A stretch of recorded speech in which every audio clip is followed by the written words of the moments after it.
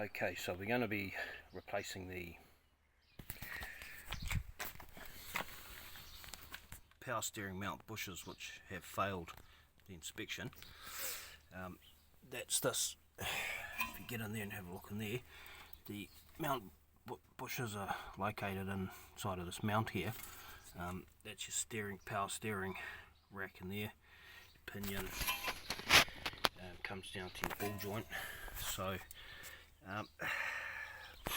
because there's no sort of tutorials or anything like that on the internet in regards to this vehicle, Estima, Previa, Lucida, Tarago, Toyota, they're all the same. I thought I'd just whack this out there for anybody that's going through the same issue I am. Now what I've decided is that I've jacked the vehicle up, sitting on stands. I've taken the wheels off, and I've got some pretty good clearance under there to be able to reach around and get into the places I need to. Now, from what I can see, I'm going to have to drop this sway bar linkage off. I'm actually just going to replace that while I'm in here. It's a cheap part, and that's the part that makes that terrible knocking noise when the ball joints go in it. I'm going to drop the tie rod end off, so just split the ball joint there. And what I've found underneath here is, if you can see in there, there is the sway bar bracket and bush, which gets directly in the way. I don't know if you can see in there, but there's our bolt, sort of right about there. There's our bolt there. We need to unbolt that puppy to get at those bushes. Now, one of the things that bothers me is obviously the hydraulics. The hydraulics are all made out of, I think it's steel, possibly aluminium pipe. I'm not sure what they make them out of, but it's hydraulic line anyway.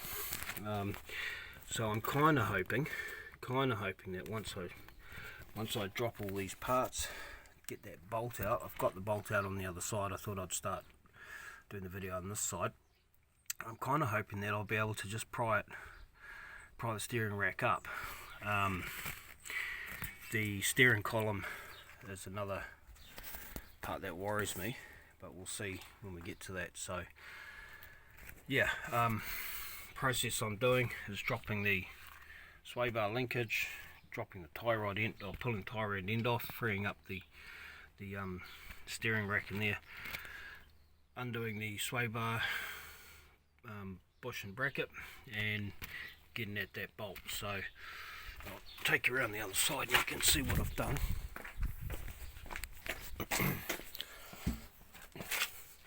So as you can see, there's my new sway bar linkage. Tie rod's off, so I haven't messed with any of the alignment. That's all exactly how it was set. So in theory, you'd want to get it aligned anyway because you're putting new bushing in there, but in theory you should be able to just put it back together and drive down to the shop, or like myself, I'm probably going to drive around for quite a bit before I do it, because I've got to get new tyres anyway. So once I get the new tyres, I'll get the alignment done. So I'll probably put a few 100 k's on it before I do that. Yeah, so as you can see, sorry about the bad video. As you can see, I have lifted that sway bar bush, tied it off up to the shock here just to get it out of my way, so I could get in there with a number 19 on the back. And I've spun that bracket, that nut off, so she's, as you can see over there, she's ready for me just to punch it through.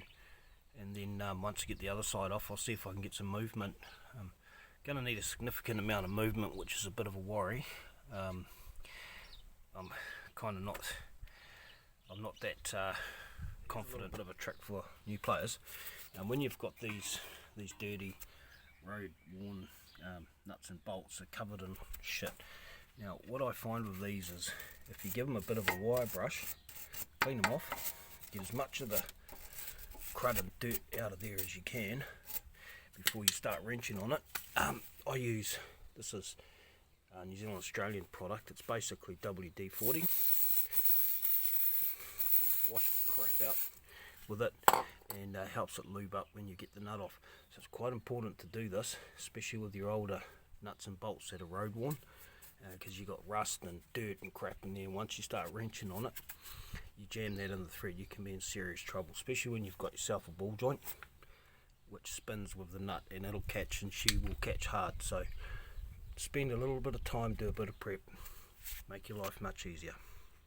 Also, another little trick with these tie rods and ball joints and things like that is, if you can, get on it with a rattle gun. Reason being is that these ball joints, they have a little hex key there, so you can put your hex key in there and start wrenching on it and stop the ball joint from spinning. But with a rattle gun, kind of eliminates the need to do that, because it rattles it off as opposed to wrenching it off, you know.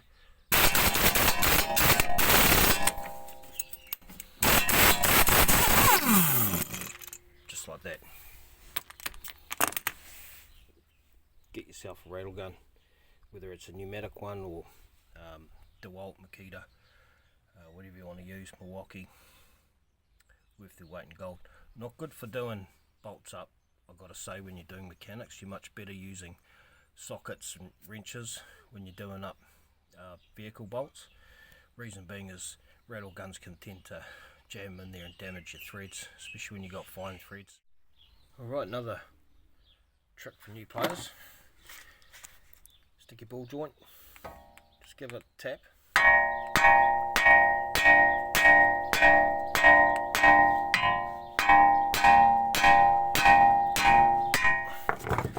Just like that. Thanks for coming.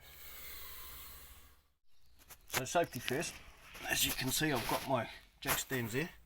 I've also got secondary backup jacks over here, and to top it all off, I'm using the tyres, so you know, if something does slip and fall, I've got a little bit more chance of somebody being able to get me out alive. Then I'm going to get at the sway bar bracket and bushing first off. So as you can see, right behind the sway bar there is the 19mm mount bolt that I want to get to, and I mean, I suppose you could get it from the side if you had like a ratchet closed ring spinner. That, you know, would be ideal, but there is some stuff in the way that still would make that a little bit of a tricky hassle, so I'm preferring to go this route. So yeah, these are number 12s. Get these off. Okay, so now I've got that that sway bar bracket and bush off. I can get at my my engine mount bolt. It's a number 19. So what I'm going to do is I'm just going to get the extension on that, and I'm going to start whaling on it with the just with a torque bar, and then once I've done that, I'll hit it with a rattle gun and speed up the process. So yeah, so there's not much room under here. If you're one of those people that likes watching the actual work, sorry about that, but unfortunately the director's cut back on costs, so I can't get myself a cameraman. What I'll do is I'll set it up on selfie mode so I can see that we're facing the right way, and I'll just let you guys join me while I try and pop a muscle. So it's not too bad actually. I don't know if you guys are like me, but I tend to sort of find that the parts shops, despite their best efforts, they tend to get sort of, I don't know, I seem to at least go down and have to replace parts for the right one probably about every fifth part or something seems to be incorrect. It's not their fault. There's a lot of different sub-models of different cars out there now, and your system's only as good as the person putting the data into it, so if they make a mistake with cross references, then you do end up with the wrong part, sadly. So make sure you factor that into your time if you're like me and you're time pressed. Just make sure you give yourself enough time to have to go back to the parts store and replace bits and pieces. Right, let's go and have a look up there and see where we got it. Right, so we're back up topside, and as you can see, that nut holding that bolt on actually has like a little bracket with a key locking nib in it. So let's pull that off and I'll show you what it looks like.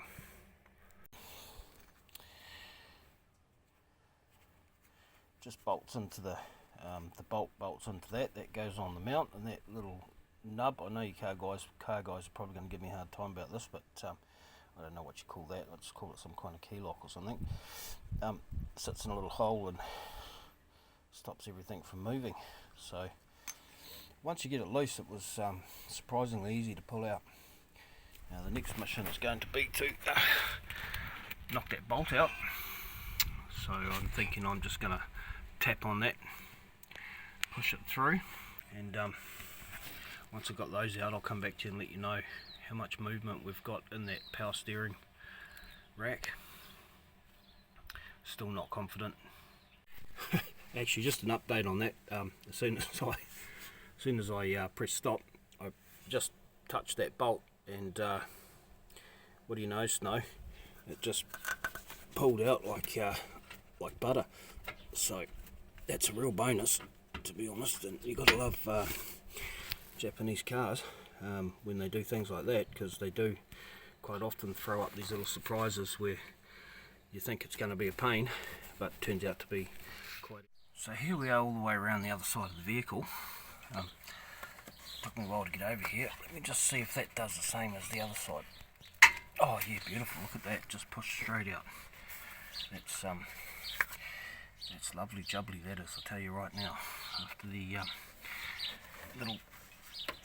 little missions I've been having getting this far, something to be working like that in your favour is really quite satisfying.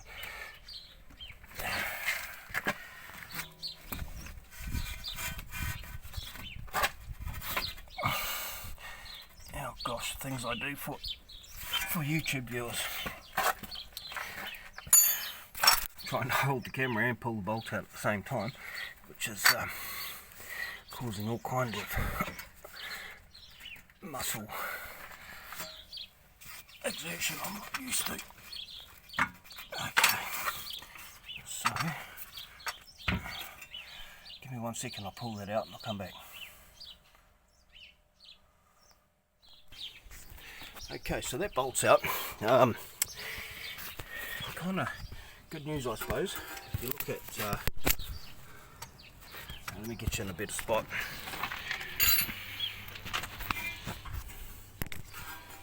It's a bit of an angle, but I won't turn you on the side. But if you look down the other end there,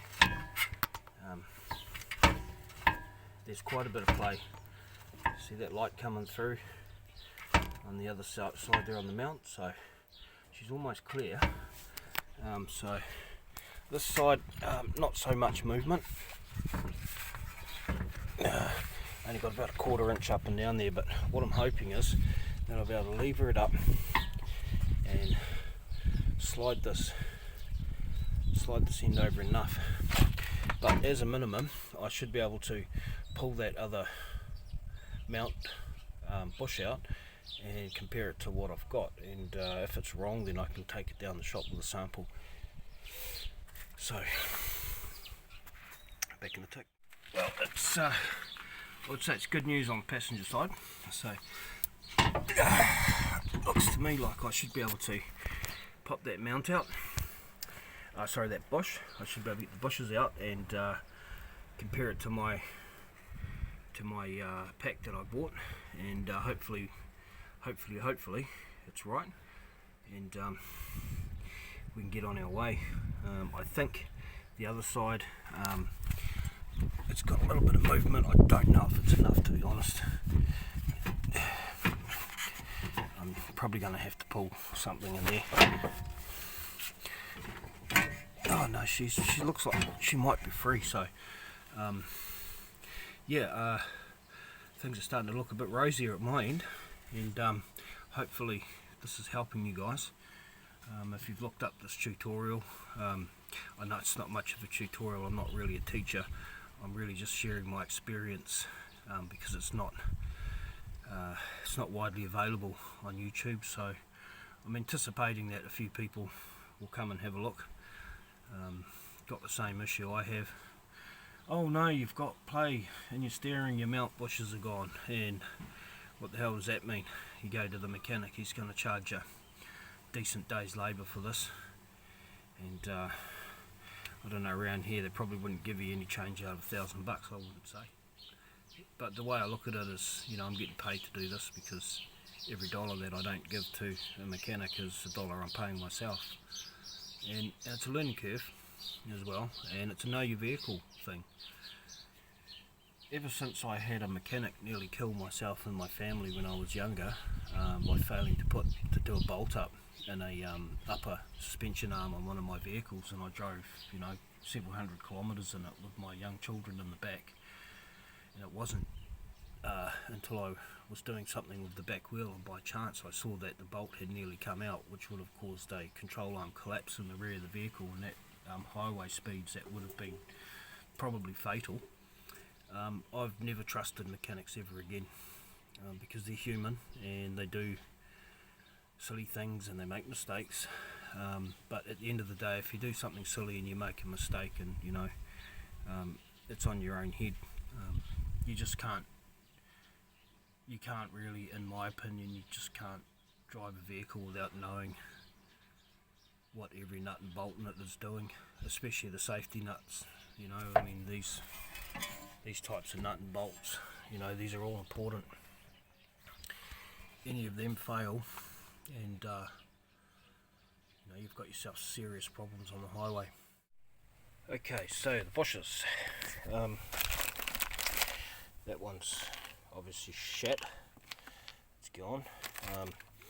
So basically you've got a steel sleeved bush, and it's probably pressed in at the factory. So what I'm doing is I've just used a little bit of MAC gas to heat the bushing casing up, and I'm just basically beating on it with a screwdriver and a hammer, and just getting it to come away from the casing, from the mount, and I'll probably just progressively put larger screwdrivers or pry bar or whatever I can get through there. Let's get a look at that. So basically just hammering it through, bit more heat. I'll get a bit more heat on that and I should just slide out nicely. Now my plan is to use a nut and a bolt with some washers, and once I get them started, I'll nut, bolt, washer, and I'll just press them in using a socket and a wrench. So yeah, not the ideal way. Would be much more ideal to get all this up on a bench, but hey, I'm all about the shortcut, and it's not too bad. It's coming out quite easily, to be honest. A lot more easy than I thought it would.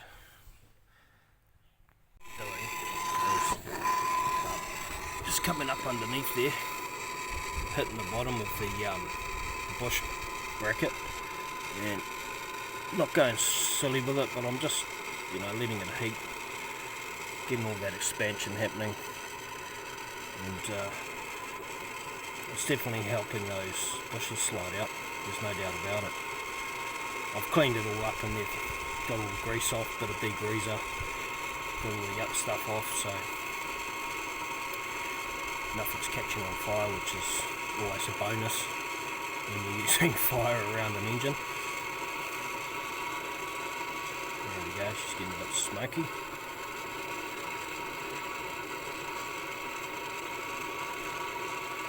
Just trying to get a nice bit of even heat on both sides, so getting up underneath it as best I can.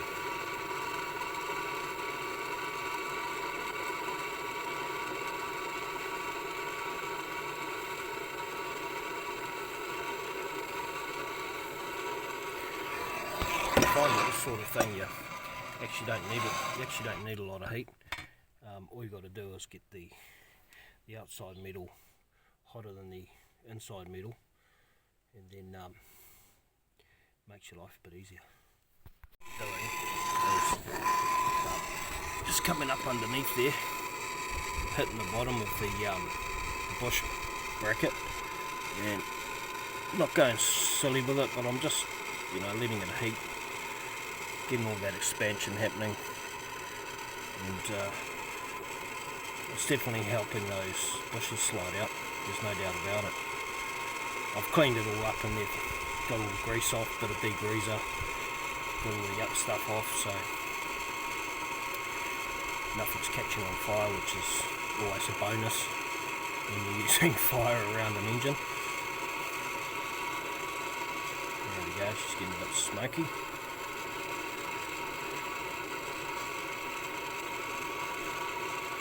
Just trying to get a nice bit of even heat on both sides, so getting up underneath it as best I can.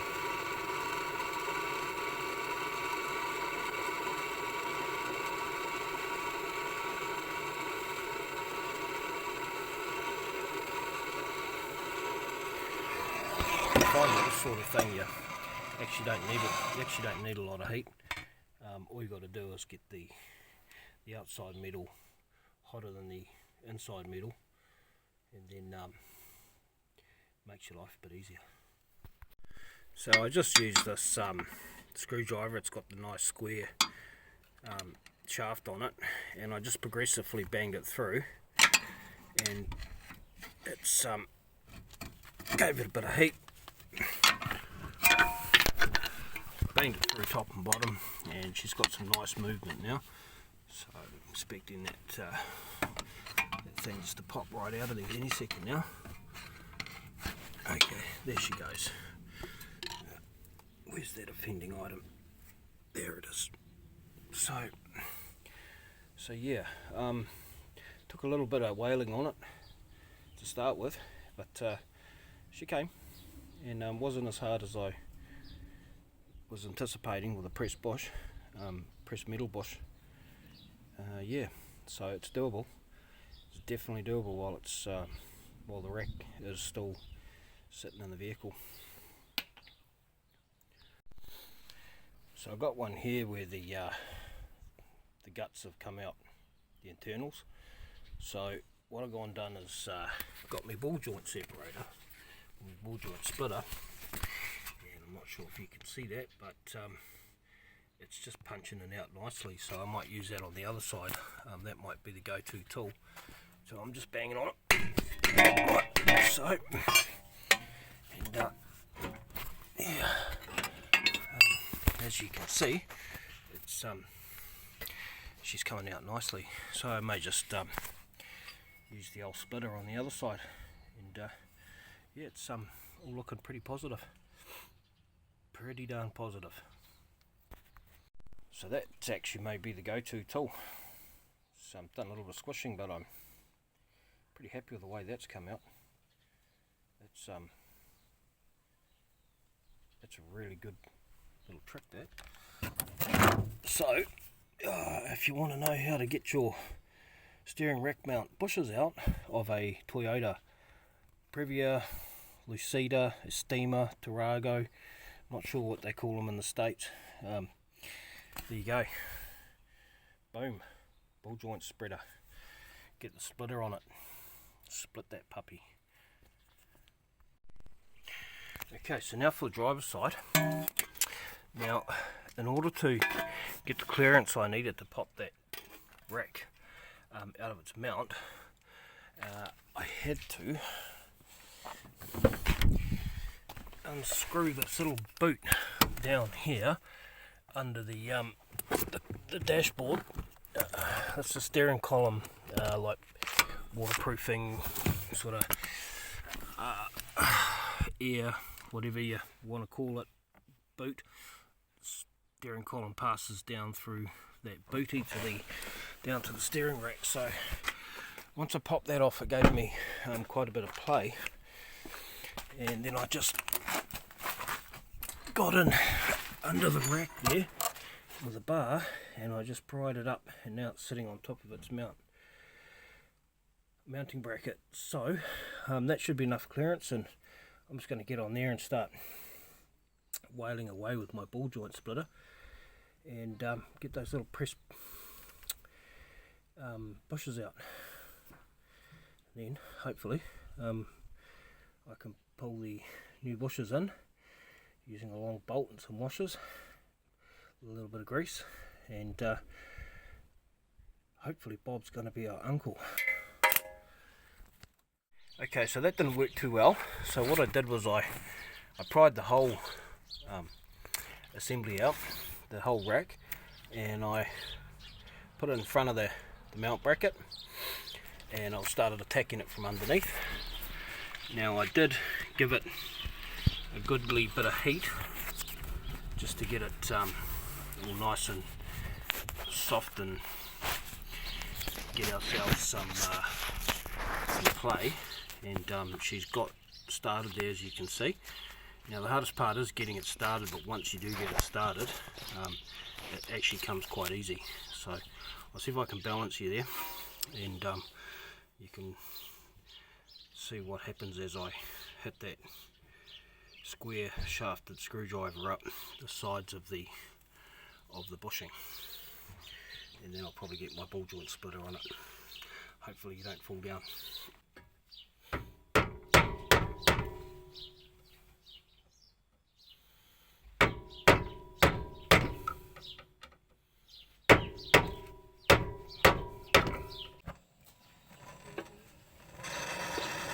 Thank you, baby.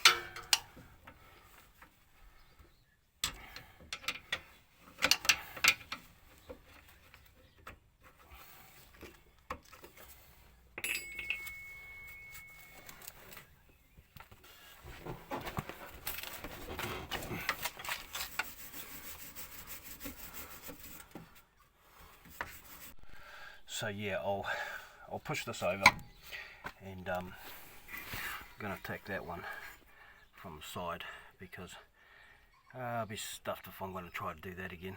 That uphill business is really hard. Made everything a lot harder than it should have been. So what I've done here is I've employed every bush mechanic's secret weapon, piece of tunnelized 4x2, and that's just giving me the clearance I need on the back of that steering rack to get at the bush. So I got started on it. It's significantly easier coming in from the side, so I would definitely recommend attacking it from the side if you can. I'm not sure I could have got that front one out with all the suspension and steering gear and whatnot in the way, and the of course the wheel hub. Yeah, but I'm just going to bash on that, and then I'll see you guys in a minute. I'll come back to you guys when I'm going to press the new bushes in using my homemade press. Just got to say, that was significantly easier. We're talking, 3 or 4 minutes to get that out. So she's pretty shot. See why they failed it. Must have been looser than a stripper on a Friday night. Okay, so basically I've got to press those new bushes in. So here's my idea. I'm going to use some washers.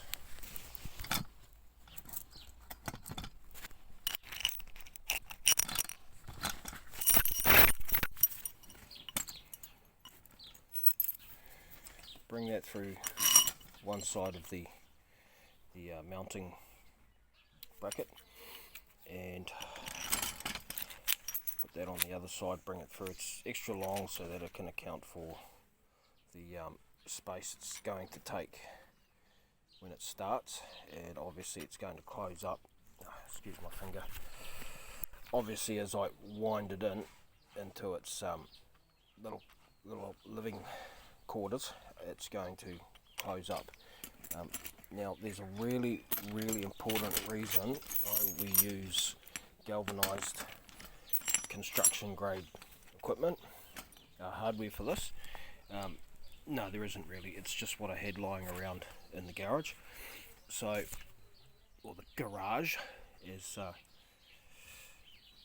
you Americans say. So yeah, that's my idea. Let's try it out and see what happens. Okay, so here we go. We've got it set up. I'm going to sit you guys there.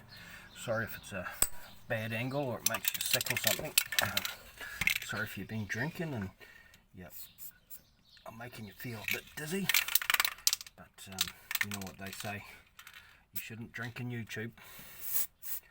9/10 of all stupid comments are made under the influence of alcohol.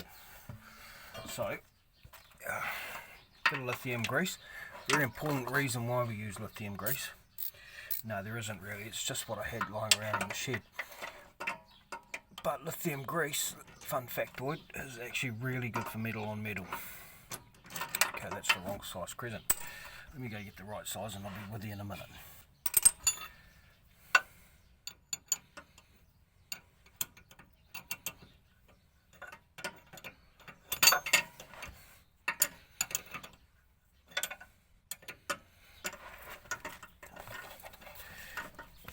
Hold that just to get it started. I might need to get some vice grips on there before I'm through with this.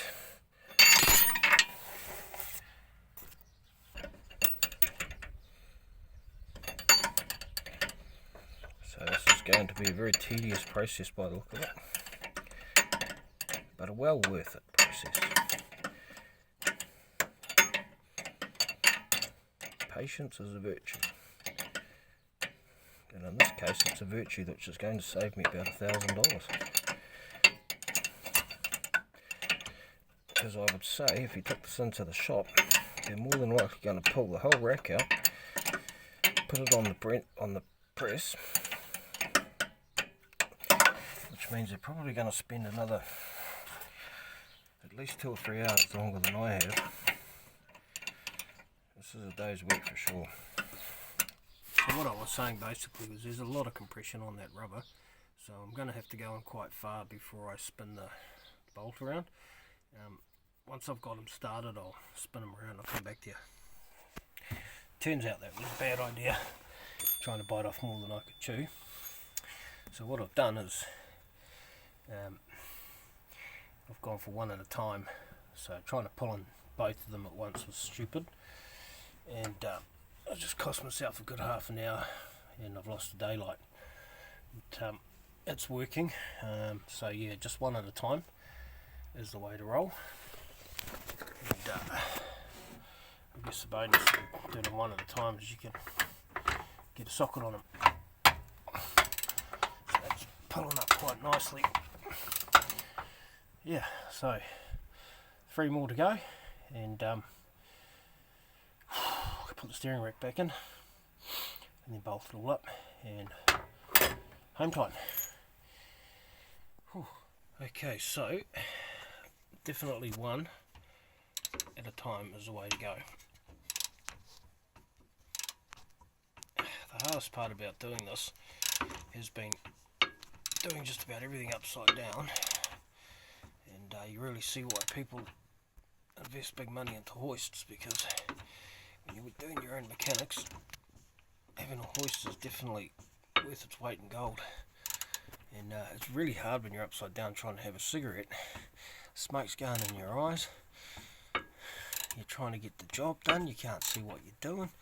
I know what some of you are saying. Some of you are saying right now, why are you smoked? It's your problem. You're a smoker. Well, why don't you go and live in Nazi Germany? Okay, so after just about driving myself insane last night, losing the light, I think I've probably wasted about 3, maybe even 4 hours on this little project, or this job. And when you take into account that I've been back and forth to the shop 3 times for parts, you know, there's a good hour and a half gone on top of trying to get the new bushes in. Now, I thought I was going crazy because I pulled one side in, as you saw on the video, and when I tried to pull the other side in, it just would not go in.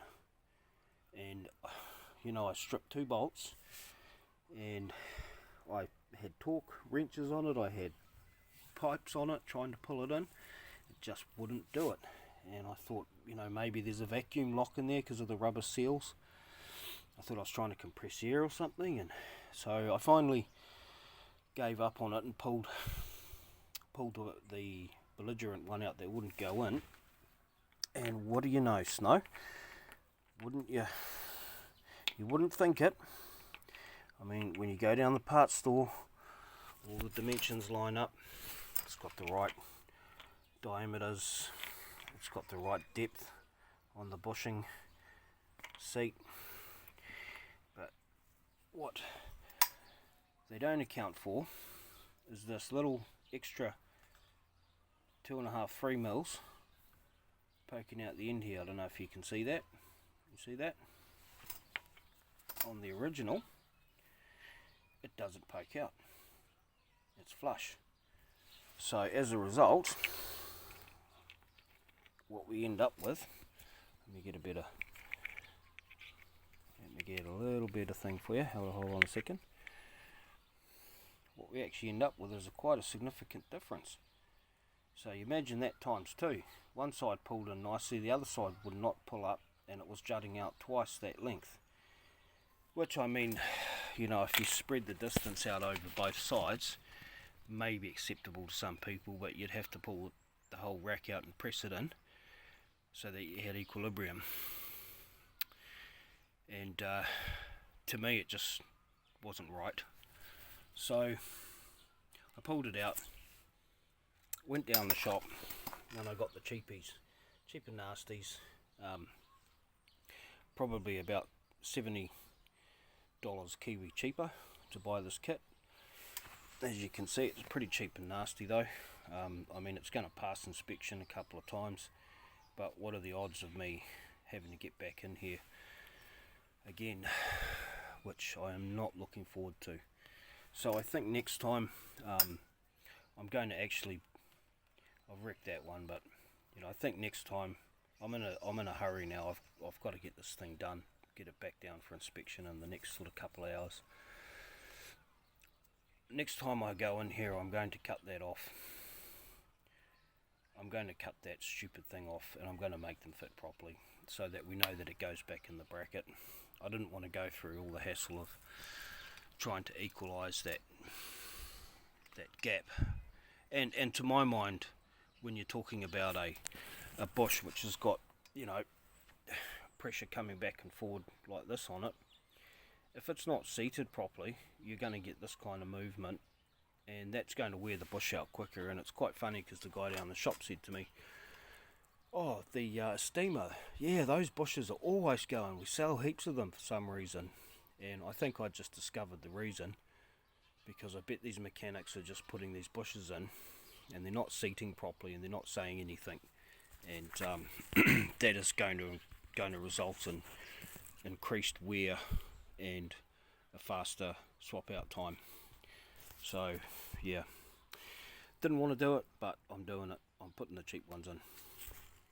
I'm just going to put a bit of lube on them, get a little bit of lube around it just to help it slide in. These bushings go in pretty easy because, as I say, they're cheap and nasties. So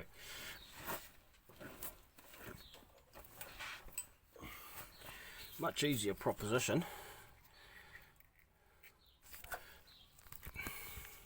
No banging, no pressing, just straight in.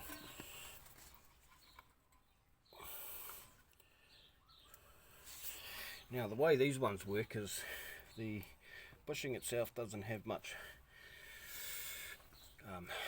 tension. It's all in the little shafty here, this little puppy here.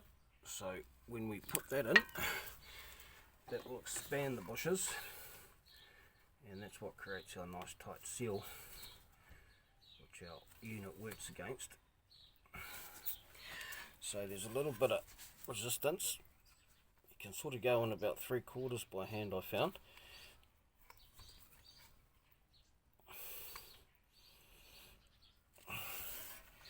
And then from there on out, I found a pair of large vice grips works quite well, just pressing it in with your grippies.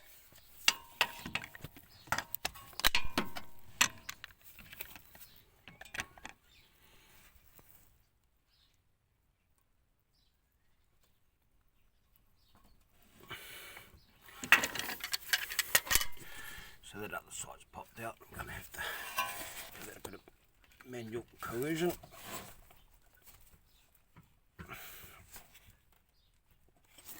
So installation wise, washer goes on, goes in the bracket, washer, bolt, squeeze it all together. Beauty. So that bush was sticking out a bit, kind of forward my plans there, so I've just tapped it in like this and it's seated nicely. So take two on the washer scenario. Okay, let's see if she wants to play ball now.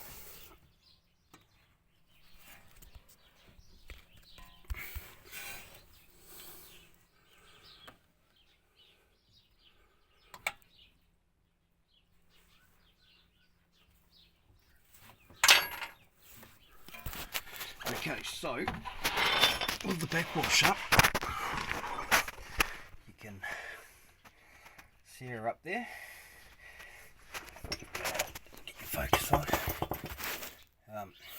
So what I'm doing is I'm just going to use a screwdriver, and I'm just going to poke that little puppy over till it's close to where we want it to go, and then should be able to get the bolt through. Okay, so that worked. As you can see, bolts in. Pretty hard on your neck and shoulders, but definitely doable. Okay, so that side's a little bit of an issue with the steel pinion or shaft that was put in. So that little shaft there, as you can see, that's going to need to be pushed back in order to get the washer in there. So yeah, fun and games, fun and games. Alright, so driver's side in, not bad. Those went in a heck of a lot easier than the OEM bushes, which are not actually OEM, they're probably Taiwanese aftermarket, and as I explained earlier, they don't fit properly. So that cost me 3 or 4 hours of my life, and just another couple more millimeters of my sanity, I'd say. So yeah, that's actually beauty.